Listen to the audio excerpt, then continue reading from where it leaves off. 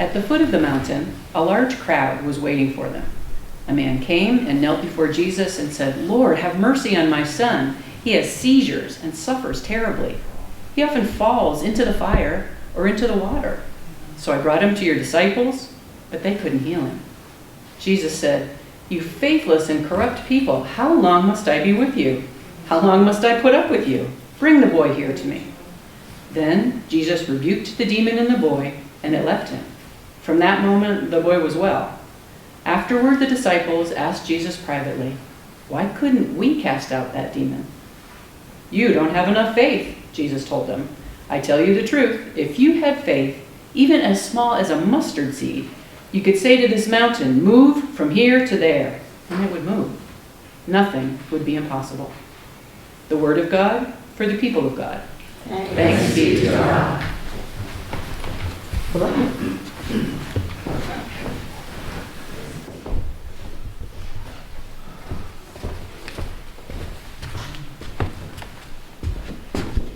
Good morning. I always sit in the back of the church because I've sat in the front of the church twice in my life. I buried a parent both times, so I always sit in the back of the church. And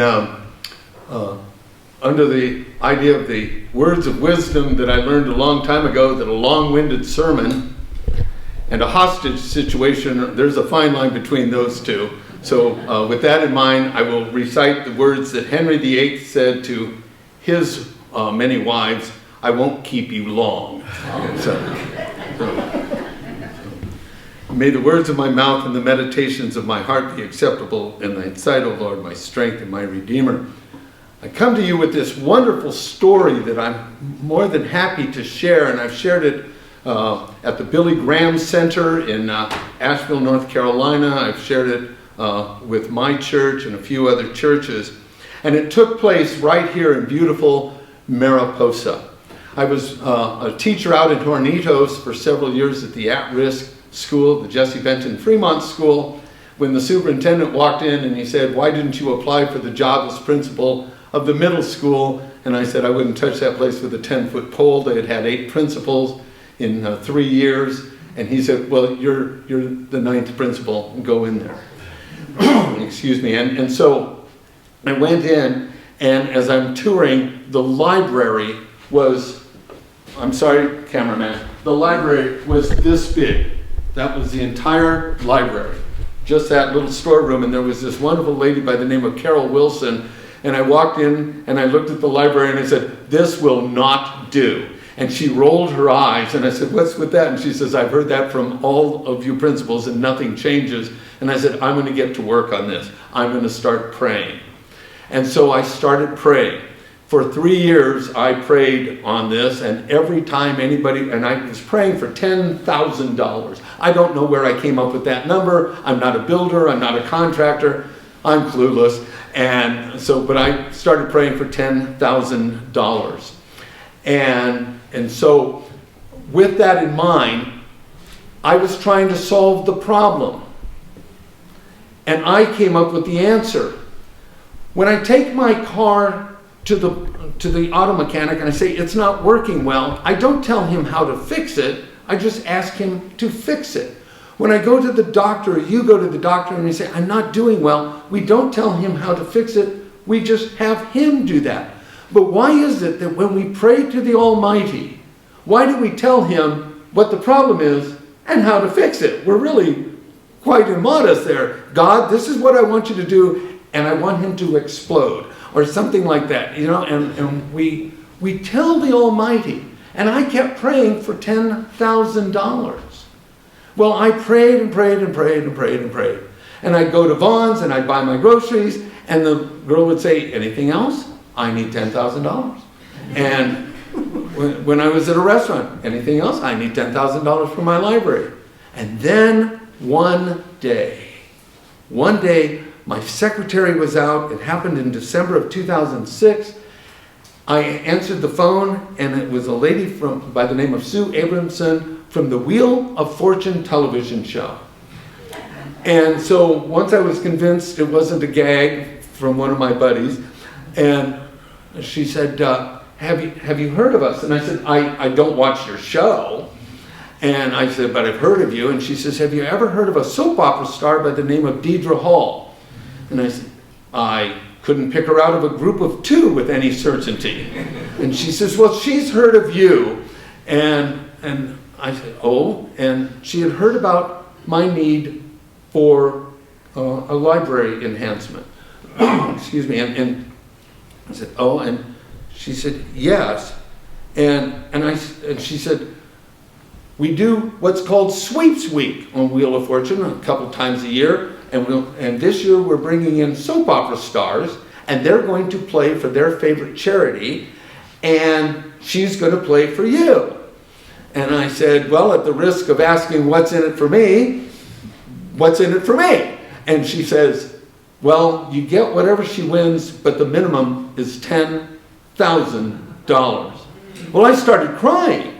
And she said, what's wrong? And I said, you're an answer to my prayer. I have been praying this for 3 years for $10,000 for my library.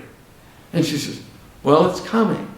And so we went down, and I got to meet Deidre, and we chatted, and I said, what have you heard? And she says, I've heard that the computer class, you have no computers, so you have taken boxes that stored computers, and you've put the picture of the computer in front of the kids, and you've taken photocopies of keyboards, and you have the kids practicing on photocopied keyboards. And I said, yeah, it's not the most effective thing, but at least they're learning something. And she said, well, we're going to help you out. And so we talked about it, and she said, well, is there anything you want of me? And I said, don't buy vowels. They cost $250. That's more books. And she said, anything else? And I said, no, but here comes the test. And she said, what's that? And I said, just go have a good time. My church prayed for you. And she said, what? And I said, no, my pastor, Gordon, did a wonderful sermon about this. And she said, you prayed? I said, oh, yes. And I said, it's all in God's hands now. And she said, well, what did your pastor preach about with this? And I said, did Bill underpray, or is this an answer to Bill's prayer? And we're going to find out. And Father Gordon said in his sermon, we're going to find out very quickly, because Wheel of Fortune will provide enough cash of what Bill Atwood's library needs, not what Bill Atwood thinks his library needs. So we're going to learn, did Bill underpray, or is this an answered prayer? So we get there, and Deidre is paired up with a very handsome Marine helicopter pilot by the name of Alan Cruz, and his family gets to win the money he wins with Deidre, and my school gets the money. And they go up against 2 other charitable organizations, Ballet de Folklore of Los Angeles, and I thought, fine, God, let them win some money, the kids can dance, I don't care. And then they went up against Planned Parenthood. Well, you can imagine what this conservative Anglican thinks of Planned Parenthood. And so I reminded God what they do to babies. Planned Parenthood didn't win anything. They won their $10,000, that was it. Ballet de Folklore won $11,000. Deidre and Alan, however, won $73,285. And it was amazing that it even worked. Right at the last minute, they're trying to solve the puzzle, and just before the buzzer rings, she shouts out, brown leather recliner. And that got us into the bonus round where we won $50,000. That created the $73,000 with the answer, movie trivia. So, where did it go? Matthew tells us, ask and it shall be given, seek and ye shall find, knock and it shall be opened unto you. And that prayer was very much answered. But we had to call Father Gordon to let him know how his sermon had gone and how my prayer had been answered. In television shows, in game shows, you are not allowed to disclose how much you win or how much you've lost or anything until the airing of the show. They want people to watch. I got permission from the producer that we could call the priest. So, Deidre says, I want to call him. So we dial the number and he answers the phone, good morning, Christchurch Oakhurst. And she puts on her sexiest, vixen-y, little soap opera star voice and she goes, hello, Gordon? Who is this? It's Deidre. How'd we do? And she says, and she just starts this with my phone. She's going, Bill underprayed, Bill underprayed. And he underprayed a lot. And she told him about the $73,000. Then what happens? We get the check and we start building. My wife would tell you if she was here that I don't handle the budget well. I know there are budgets, but I don't care. And my superintendent, Patrick Holland, would tell you I had the same attitude about budgets. I worry about other things like kids and other things, but I don't worry about the budgets. And I started spending. Yes, I looked at Carol Wilson, a fine Christian woman, and I said, order what you want. Just make it last. And she says, okay, what's my budget? I don't know. Order what you need.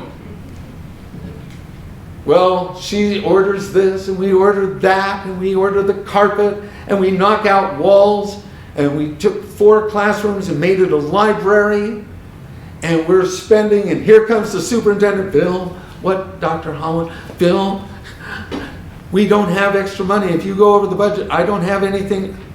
I prayed on this. God has provided. Bill, I'm a man of faith too, but Delene Pena, that was our business manager, is going, Bill is spending like a drunken sailor.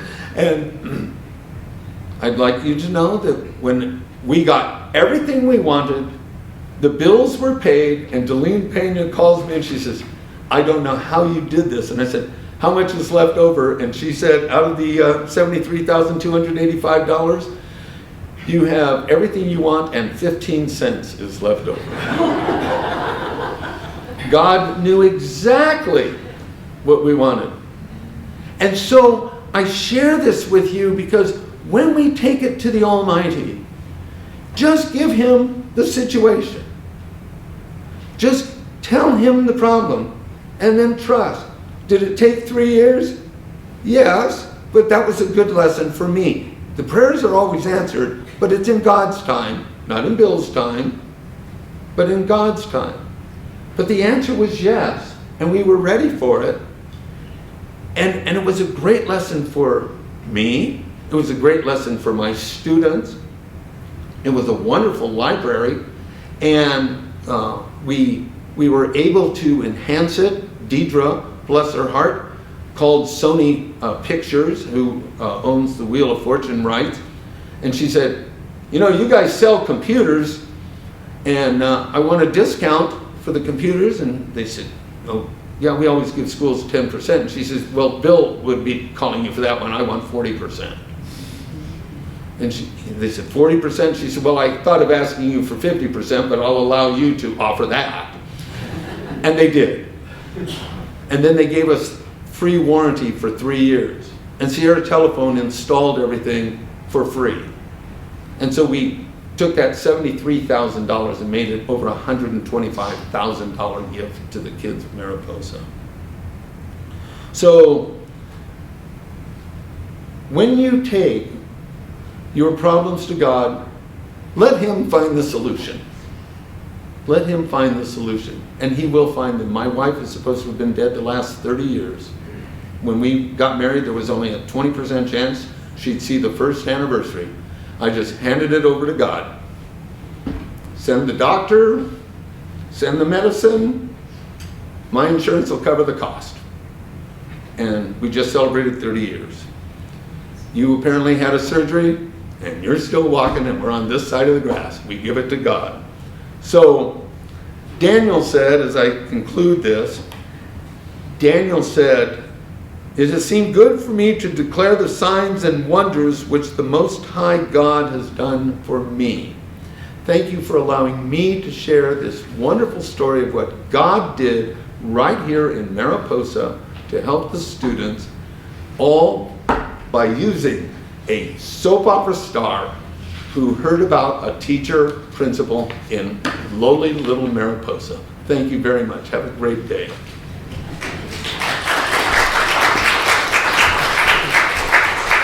Um,